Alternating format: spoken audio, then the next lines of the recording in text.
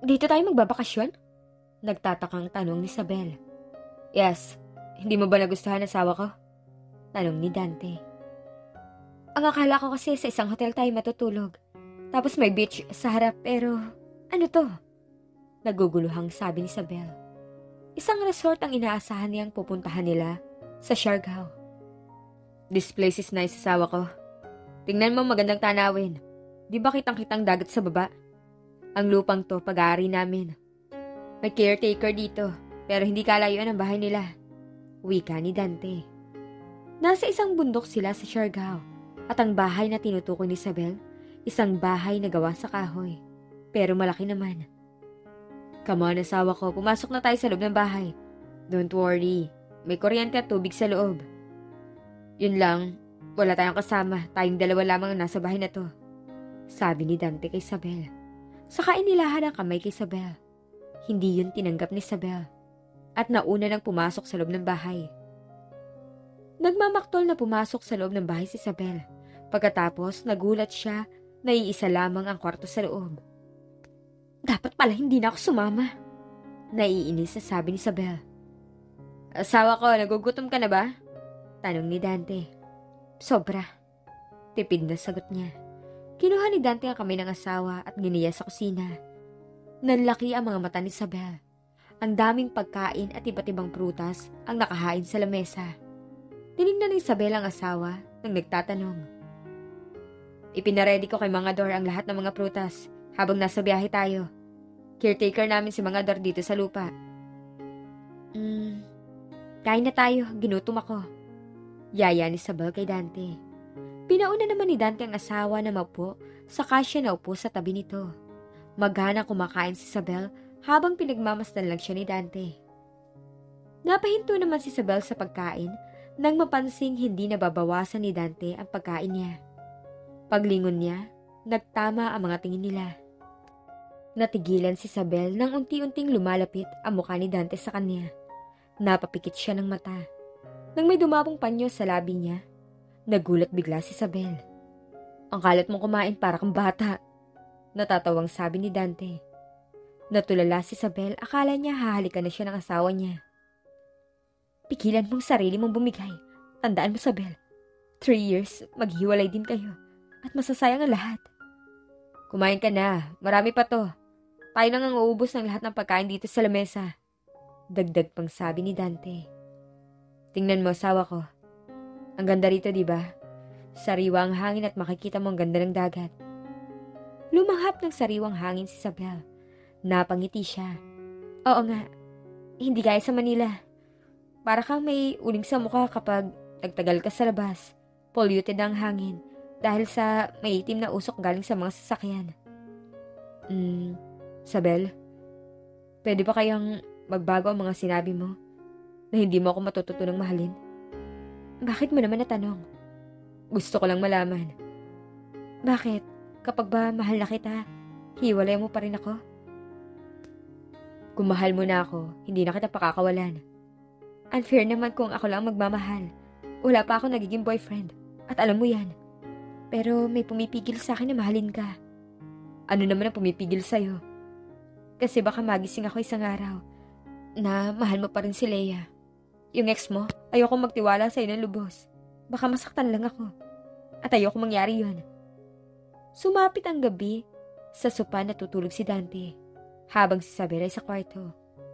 Hindi dalawin ng antok si Dante. Iniisip niya mga sinabi ni Isabel sa kanya. Paano pa niya aaminin kay Isabel na mahal na niya ito? Kung iniisip na kaagad ng asawa niya, nasasaktan lamang niya ito. Dati, si Leo ang mahal niya. Pero si Isabel na ang asawa niya. At minahal na niya ito. That is unplanned. Pero totoong mahal niya si Isabel. Umaga na nagising ng maaga si Isabel. Iba talaga sa probinsya kaysa sa Maynila. Pagkatapos maligo ni Isabel, lumabas na siya ng kwarto. Napansin niya ang asawa na mahimbing pa ring tulog. Pinagkakasya ang katawan sa maliit na sofa. Nakaramdam ng habag si Isabel kay Dante at nilapitan niya ito. Pinagmasdan niya ang mukha. Payapa at tahimik nitong mukha ang lalong nagpapaakit sa kanya. Nakakatuksong halikan ng mga labi nito. Napatayo siya na kumislot to. Para siyang tumakbo ng 1 kilometro ang layo. Biglang nag-alpasan ang mamunti niyang paru-paro sa tiyan. Kumakabog ang dibdib niya. Lumapit siya sa fridge at kumuha ng tubig, saka nagsalin sa baso. Sanay na talaga siya na walang kasamang kasambahay. Nang matapos na siya, inihanda na niya ang mga pagkain niluto niya. Tinignan ni Isabel ang mga niluto niya. May fried rice, scrambled egg, longganisa, tuyo. May nakahanda na din siyang kape. Napangiti siya. Asawang-asawa ang kilos niya ngayon. Sa 3 araw na kasama niya si Dante, asawa na ang turing nito sa kanya. Maliban sa kanya na kung ituring si Dante, ay para kasama lamang sa bahay. Pumunta na siya sa sala para gisingin ito. Mukhang mahimbing ang tulog at tanghali na hindi pa rin bumabangon. Pero nagulat siya nang wala na ito sa sofa. Lumabas na ng kwarto na bagong paligo at nakabihis na. Natulala si Isabel. Pigilan mong sarili mo, Isabel. Sita sa sarili at kinagat ang labi niya. Nilapitan ni Dante si Isabel. Nang makalapit pa, inilapat niya ang mukha kay Isabel. Kaya hinalikan niya ito sa labi. Nakita niya itong napapikit na mga mata. Saka inilayo niya ang mukha kay Isabel. Good morning, my beautiful wife. Aha? Ano yun? Ang sabi ko, good morning. Bulong na sagot ni Dante. Nang tumingin si Dante sa mukha ng asawa, nag-blush ito. Try to always wear that blush on. It suits you. May pilyong dagdag pa na sabi ni Dante. Kumakain sila nang magsalita muli ito. Be ready. We're going on a picnic. Doon sa falls. Okay. Pagkatapos silang kumain, sabay nilang inurungan ang pinagkainan. Nagtatalo pa sila kanina kung sino maghuhugas ng plato. Maliit lang ang kitchen sink, kaya siksikan sila at nasasagi ni Dante ang siko ni Isabel. Kapag nahuhuli niya, nagpapatay mali siya lamang siya. Maaga pa naman at maya-mayang hapon pa silang pupunta ng falls. Sabi ni Dante kay Isabel, magugustuhan niya kapag nakita ang magagandang tanawin doon sa falls. Na-excite naman si Isabel. Umalis sandali si Dante at naiwan si Isabel sa loob ng bahay. Kasama ni Dante ang caretaker ng bahay nila. At kasama naman ngayon ni Isabel ang asawa nito. Ma'am, maigi naman at hindi kayo namamahay dito. Huwag niyo na po akong tawaging ma'am, Isabel na lang po. Saka nga pala po, maganda po kasi rito eh. Tapos tahimik, saka presko ang hangin. Kaya hindi kami gumagamit ng aircon ni Dante kagabi. Nako, Isabel, totoo yan. Kaya nga rito na kami nanirahan ni Ador eh. At dito na din kami ikinasal at nagkaroon ng mga anak. Gusto niya rin ng isang tahimik na lugar para sa magiging pamilya niya. Pero hindi niya alam kung si Dante pa din ang makakasama niya na bumuo ng isang pamilya. Tinulungan ni Isabel si Manang na ihanda ang kailangan nila para sa magiging picnic nila sa falls. At pagkatapos ay nagbihis na siya at pumunta na siya sa sala. Ang ganda mo, Isabel. Kaya siguro na in love si Sir Dante sa'yo. Naku po, mapagbiro po pala kayo? Sagot ng natatawang si Isabel. Hindi ako nagbibiro, Isabel. Maganda ka talaga. At alam mo bang, ikaw lang ang dinalang babae rito ni Sir Dante? Ikinagulat niyang nalaman. Ibig niyo po bang sabihin kahit si Leia, hindi pa nakakapunta rito sa Siargao? Nagtatakang tanong niya. Paano nangyari na hindi alam ni Leia ang lugar na to? Matagal na sila magkarelasyon. Balak na nga ni Dante yung pakasalan ng nobya. Hindi ko nga kilala yung Leia na yun eh. Ikaw lang ang kilala kong nobya at asawa ni Sir Dante. Paano po nangyari yun? Matagal na silang may relasyon. Samantalang kami, hindi nga naging mag-boyfriend eh. Pilit na inalis si Isabel sa isipan ang nalaman mula kay Aling Tin. Wala naman siyang pakialam sa relasyon ng asawa niya kay Leia. Hawak ni Dante ang isang kamay ni Isabel habang binabagtas nila ang daan papunta sa falls. Hawak niya sa kanilang kamay ang basket na may lamang pagkain. Malayo pa ba? Malapit na. Pinatalikod muna ni Dante si Isabel. Alam nitong magugulat ito sa magandang tanawing makikita sa falls. Huwag ka madaya, Isabel ha. Hahalikan kita kapag sumilip ka. Banta ni Dante. Ang tagal naman. Dante, naiinis na ako. Sabi ni Isabel. Napangisi si Dante. Nilapitan nito ang asawang nakapikit. Gusto mo talagang halikan kita? Bulong na tanong ni Dante. Nangilabot na naman ang buong katawan ni Isabel. Umayos ka, Dante. Gusto mo bang masuntok? Pagalit na tanong din ni Isabel. Tumawa lamang ng mahina si Dante. Mga ilang hakbang pa, narating na rin nila ang lugar. Pwede mo lang buksan ang mga mata mo, sabi ni Dante. Napaawang ang labi niya sa mga nakikita. Isang falls na mabilis na rumaragas ang tubig pababa sa isang maliit na ilog. Napakalino ng tubig at maraming puno. Saka mga kakahuyan doon. Ang isang napansin niya, ang isang treehouse. Pinasadya mo ba ang treehouse na yon? Yeah, lagi kasi akong pumupunta sa lugar na to. Lalo na kapag gusto kong makapag-isip-isip. At para sandaling makalimutan ko mga problema ko. Seryosong sagot ni Dante. Halika na.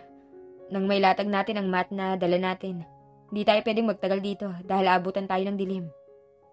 Tahimik na naupo si Isabel sa may mat. Habang abala si Dante, pinagmamasdan ni Isabel ang gwapong mukha ng asawa niya. Sa isip niya ay maswerte siya na siya ang pinakasalan ni Dante. Kahit pa arranged marriage sila. Alam niyang mabait at responsableng asawa si Dante. Baka matunaw ako Nagbalik sa diwa si Isabel. Ano? Kanina ka pa nakatitig sa akin. Baka gutom ka na, kumain na muna tayo. Tapos maligo tayo sa ilog. Binigyan ni Dante ng plato si Isabel. Saka nilagyan ng sandwich, potato fries, at ketchup. Naghiwa pa ito ng papaya. May dala din silang mga nakapak na juice at tubig. Mukhang marami ako nakain. Mabigat ang pakiramdam ko. Okay ka lang ba? Masakit man tiyan mo? Ang tanong ni Dante, nag-aalala para kay Isabel. I'm okay. Busog lang ako. Ikaw na muna maligo. Sure ka ba? Oo na. Sige na, maligo ka na. Tumayo si Dante saka hinubad nito ang t-shirt niya. Isinunod ang kanyang short. Natira ang swimming trunks. Nabaling ng tingin si Isabel sa ibang direksyon. Bakit ka ba sa harapan ko pa naguhubad Nakakainis. Sabi ni Isabel. Natatawa na lang si Dante sa reaksyon ng asawa niya. Tumalikod na si Dante at dumive sa tubig. Panay ang langoy nito habang si Isabel nanonood lamang. Hindi lang pala gwapo. Magaling pang lumangoy. Isabel, halika na. Samahan mo naman ako maligo. Malakas sa sigaw ni Dante. Tumayo na rin si Isabel at hinubad ang suot niyang short. Itinira na lamang niya ang kanyang one-piece suit. Napanganga si Dante at biglang tumalikod kay Isabel. Saka pilit pinapakalma ang pag-react ng kanyang puso. Hindi naman to ang first time na nakakita siya ng isang babae. Kahit si Leia, nakita na niya ang tinatago nito. Pero sa asawa niya, hubog pa lamang yun. May kapirasong tela pang suot.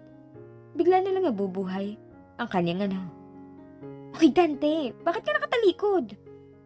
Wala. Doon lang ako sa kabila. Kalma, sabi ni Dante sa sarili. Habang lumalangoy papunta sa malapit sa falls. Umakyat si Dante sa batuhan para tumapat sa pagbagsak ng tubig. Bumubuti na pakaramdam niya. Ramdam niya, kalmado na siya. Nakatulong sa kanyang malakas sa pagbagsak ng tubig, habang si Isabel lumalangoy. Aray! Malakas sa daing ni Dante. Nadulas siya sa batong tinatapakan. Dali-dali siyang lumangoy palapit kay Dante. Ingat na tumapak ito sa mga bato. Naku po, ang laki ng sugat mo. Kaya mo bang maglakad? Nag-aalalang sabi ni Isabel. Hinawakan niya si Dante sa dalawang kamay. Sinigurado niyang may suporta siya sa pag-alalay kay Dante. Tiisin mo lang Alam ko magiging masakit ang sugat mo kapag nadampian ng tubig. Lumublob na sila ng tubig sa kahinay-hinay na lumangoy. Tahimik lang si Dante. Nang makarating sa pangpang, inalalaya ni Isabel na maglakad si Dante. Nakangiting tinitingnan ni Dante ang asawa. Sobrang pag-alala nito sa kanya. Dahan-dahang iniupo ni Isabel si Dante. Salamat. Okay lang, kung ako din naman ang nasa kalagayan mo, ganyan din naman ang gagawin mo, diba? Paano na yan? Kaya mo bang maglakad? Kailangan magabot ang sugat mo. Baka may infection ka pa niyan. Hindi ka kasi nag-iingat Dagdag na sabi ni Isabel. Sorry na, hindi ko naman akalaing madudulas ako. Saka huwag ka mag-alala. Malayo sa bituka to. Okay, pero kailangan mong magbihis. Baka lumigin ka. Magkakalagnat ka pa. Paano ko pala bibihisan si Dante? Baka makita ko pa yung ano niya eh. Pwede bang doon muna tayo sa treehouse? Gusto ko lang ipahinga ang balakang ko. Kaya mo bang umakyat sa treehouse? Oo naman, ako pa. Inalalayan ni Isabel si Dante paakyat sa hagdan ng treehouse. Pagpasok sa loob ng treehouse, nagulat siyang may foam doon na nakalatag sa sahig. Iniupo ni Isabel si Dante. Sandali lang, kukunin ko lang yung mga gamit natin sa baba para makapagbihis ka na rin. Paalam ni Isabel kay Dante. Nakabalik na ng treehouse si Isabel dala ang basket at mga damit ni Dante. May dala ka bang panloob? Oo, nasa bulsa ng short ko. Kinuha naman niya ni Isabel. Wow, grabe naman kung makahawak. Malinis yan at bagong laba. Amuyin mo pa. Kasi naman syempre, hindi pa naman ako nakakahawak ng ganito eh. Ibaba mo na lang yung trunks mo, tapos tulungan kitang tanggalin sa binti mo na may sugat. Paano mo ako matutulungan kung nakapikit ka? Ikaw napaka mo. Syempre, wala pa akong alam. Sige na, gawin mo na. Sabihin mo na lang kapag nababa mo na. Huminga ng malalim si Isabel, saka pumikit uli. Napapangisi naman si Dante dahil sa kainosentihan ng asawa niya. Tatanggal ko na. Baka naman mandiri ka pa kapag nakita mong sawa ko. Aha? Akin na yan. Inagaw ni Dante ang panloob niya. Kahit na nahihirapan si Dante na isuot, ginawa din niya. Ramdam niya ang ilang ni Isabel. Tapos na ba? Oo, yung short ko. Aw! Sakit talaga. Napadilat ng mata si Isabel dahil sa malakas na sigaw ni Dante. Tulungan na kita. Sigurado ka ba? Baka napipilitan ka lang at mandiri ka na naman. Ikaw na nga tinutulungan. Hindi na ako mandidiri. Hindi naman siguro nanunuklaw yan, di ba? Hindi, pero mapapaingay ka niyan. Kapag, alam mo na, loko ka. Iwan kaya kita rito. Sige na, tulungan mo na ako magbihis. Habang nakakapagpigil pa ako. Dali-dali naman na hinawakan ni Isabel ang garter ng walk short ni Dante at dahan-dahang itinaas. Napapikit naman si Dante dahil sa naramdaman niya nang masagi yun ni Isabel at biglang napatakip sa kanyang pambaba. Hoy, bakit mo naman tinakpan yan? Biglang kinabig ng yakap ni Dante ang asawa niya. Payakap lang. Ginising mo kasi ako eh. Namamaos ang boses na pakiusap nito. Marahang tumango ng ulo si Isabel. Inilapat ni Dante ang likod niya sa foam habang mahigpit na yakap si Isabel. Nakapatong si Isabel sa katawan niya at halos pigil na pigil ang paghinga. Napapikit na mga mata niya si Dante. Maya-maya ay narinig na ni Isabel ang mabining hilik ng asawa niya. Parang nahuhulog na ako sa iyo, asawa ko. Nasabi ni Isabel sa isip niya. Sa kanya naihilig ang ulo sa dibdib ni Dante. Mahimbing ang tulog niya nang may marinig na ingay. Wala na ang mga kamay ni Dante na nakayakap sa kanya. Nagulat siya at napaupo. Nanginginig sa lamig na sinalat ni Isabel ang noo ni Dante. Naku po, ang init mo. May lagnat ka na, anong gagawin ko? Dante, gumising ka! Nagmulat naman ang kanyang mga mata si Dante. Pero pumikit ulit. Napaiyak si Isabel. Hindi na niya malaman kung anong gagawin. Alalang-alala na siya para sa asawa niya. Wala pa silang dalang cellphone. Dante, anong gagawin ko? Sabihin mo naman oh. Umiiyak pa rin na tanong ni Isabel. Naisip niyang hubaran na lang ulit si Dante. Wala na siyang magagawa kaysa naman mawala ang asawa niya. Saka siya naman na naghubad. Wala lang hiya-hiya. Iniyakap ang mga kamay sa katawan ng asawa niya. Dante, please, huwag naman ganito. Iyak na siya ng iyak. Nararamdaman niya ang mga kamay ni Dante na yumakap sa kanya. Isabel, andito lang ako. Hindi kita iiwan. Ipinikit na ni Isabel ang mga mata niya. Hindi naman sila makakauwi dahil mataas pa din ang lagnat ni Dante. I love you, Isabel. Nagde-deliryo lang yan, Isabel. Huwag ka maniwala. Lalo mo lang sasaktan ang sarili mo kapag naniwala ka. Saway niya sa sarili. Nalungkot naman siya sa naisip at mas isiniksik ang ulo niya sa dibdib ni Dante. Sasamantalahin na lamang niya ang pagkakataong ito na libre niyang mayayakap ang asawa niya. Umaga na nang magising si Dante at ramdam niya ang katawang nakalapit sa kanya. Napatingin siya doon. Nanlaki ang mga mata nang makita ito. Wala siyang naaalala sa mga nangyari kagabi, pero kumikurot pa rin ang sugat niya. Napangiti siya. Kung ano man ang nangyari sa kanila kagabi, he will treasure it. Hinalikan ni Dante ang asawa niya sa buhok nito. Niyakap niya ulit ang mga kamay niya sa katawan ng natutulog na asawa niya. Nagising na rin si Isabel. Pupungas-pungas ang kanyang mga mata. May damit na ako? Nagtatakang tanong ni Isabel.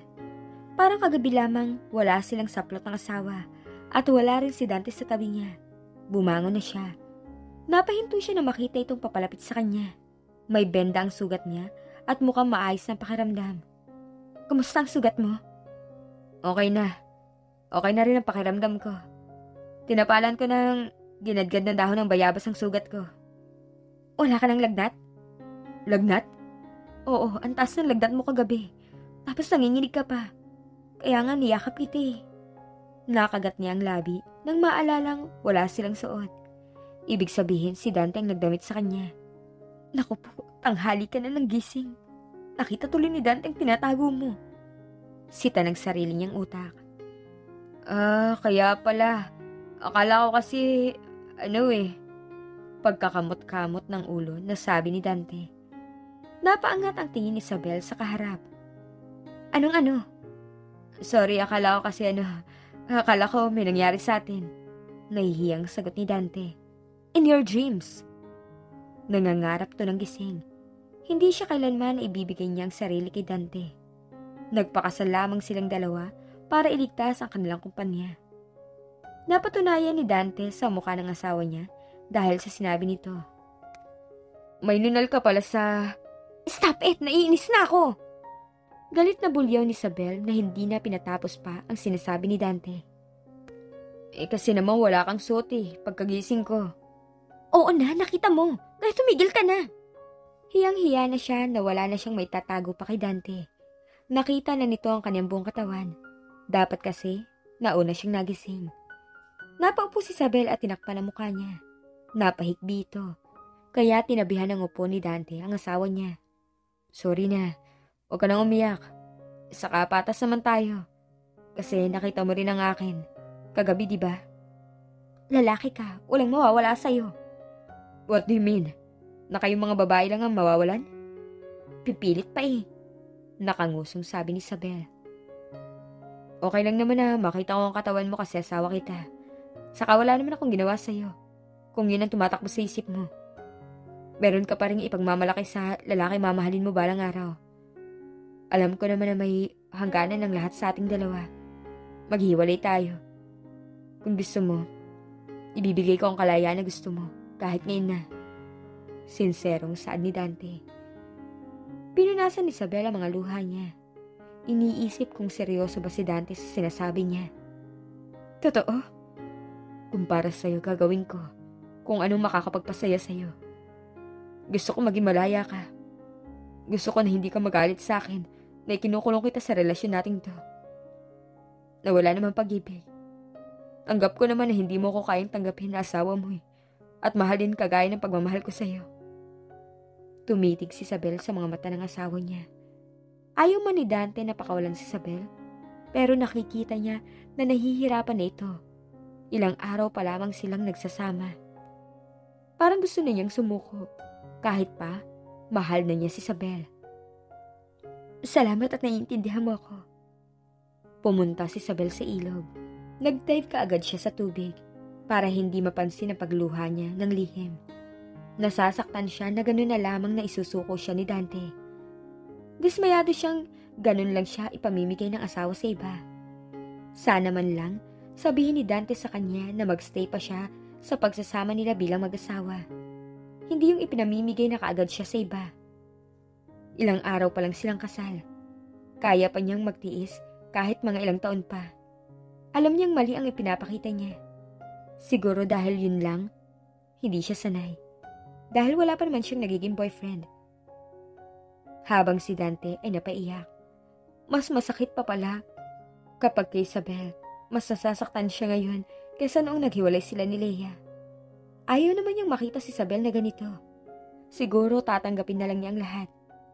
Gusto pa sana niyang ipaglaban si Isabel, kaso ramdam niya na gusto siyang itaboy paalis sa buhay nito. He realized that he will be a burden to Isabel. He want her to be his forever, beside him. Pero mahirap kung isa lamang ang nagmamahal. Kung isa lamang ang lumalaban para magpatuloy pa ang kanilang pagsasama. Isabel, let's go home. May lungkot na aya ni Dante sa kanya. Wala silang imikan na naglalakad pa uwi sa bahay. Binakikiramdaman ni Isabel si Dante kung kakausapin siya. Pero wala pa rin itong kibo. Nang makarating sa bahay, sinalubong kaagad sila na mag-asawang caretaker ng bahay. Sir Dante, anong nangyari sa binti niyo? Nag-aalalang tanong ni Aling Tin. Wag na po kayo mag-alala. Hindi na po masakit. Matamlay na sagot ni Dante. Mas masakit pa ang kalooban niya kesa sa sugat niya. O siya, sige.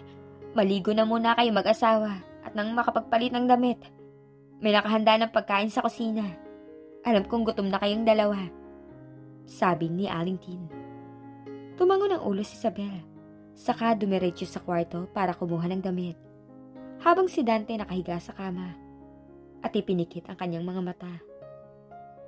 Nagpas siya nang bumalik ng Maynila ang mag-asawa.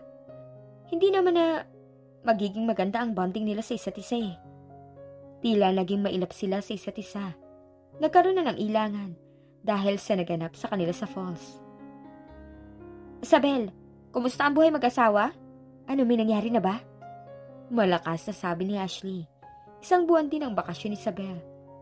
Okay naman. Saka ano naman ang mangyayari? Talaga? Wala pa? Bakit? Sunod-sunod na tanong ni Isa. Hindi naman ako mahal ni Dante. Kaya paano may mangyayari sa amin?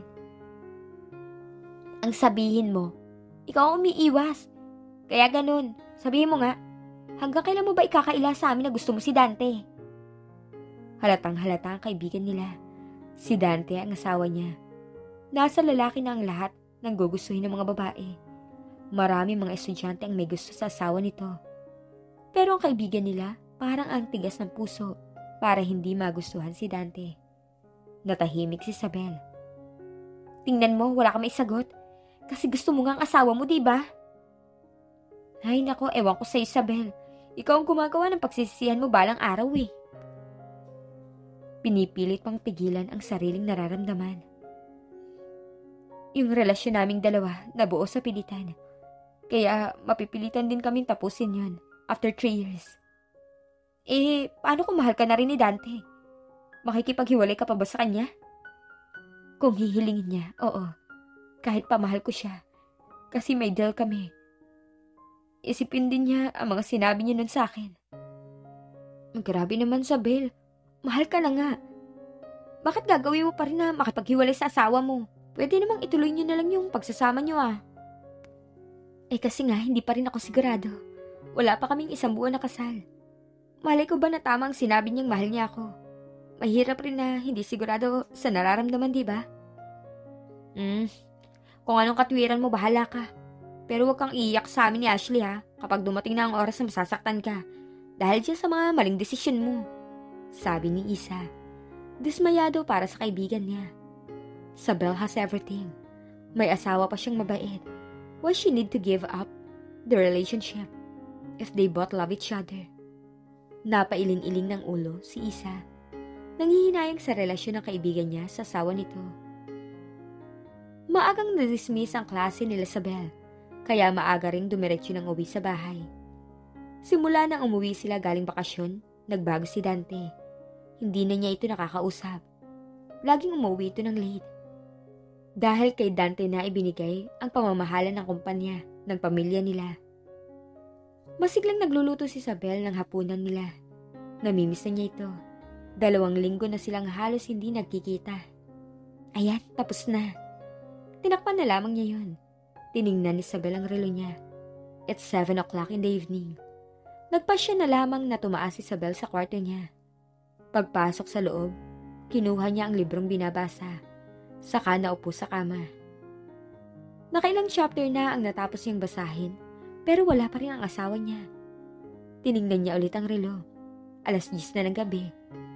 Nagpasya na siyang Tawagan na si Dante. Kinuha niya ang phone niya. Narinig niya ang operator sa kabilang linya. Ibig sabihin, naka-off ang phone ng asawa niya. Inilapag na ni Isabel ang kanyang phone at muling kinuha ang libro at nagbasa. Napapahikab na siya. Psst! Huwag ka maingay. Tulog na ang asawa ko. Saway ni Dante sa babaeng kasama niya. Pareho silang hindi na diretsyang lakad at panay ang tawa nila. What? You're married? Tumango lang ng ulo si Dante. Wala kaming pakialamanan. You know, kasal lang kami sa papel. Oh, exciting. Come on, let's enjoy the night. Aya ni Dante sa kasamang babae. Ilang gabi na rin siyang naglalasing at iniiwasan ng asawa. Paakyat na sila ng hagdan para pumunta ng kwarto. Ang hindi alam ni Dante, dinig na dinig ni Isabel ang mga sinabi ng asawa niya. Narinig kasi niya ang ingay sa baba. Bababa na sana siya nang marinig ang boses ng isang babae na nag-uusap. Napaiyak siya. Sa kadahan-dahan ay sinarado niya ang pinto ng kwarto niya. Ibinagsak ni Isabel ang katawan sa kama niya at doon umiyak ng umiyak. Kinaumagahan, nagising si Dante na kumikirot ang ulo. Kinapa niya ang kumot, pero may nakapa siyang katabi. Good morning, honey. Bati ng babaeng katabi. Who are you? Galit na tanong ni Dante. Honey, I'm Ava. Nakalimutan mo na agad? Ava? Yeah. By the way, you're so good last night, ha? Sagot na malanding si Ava. Pwede ba? Get out!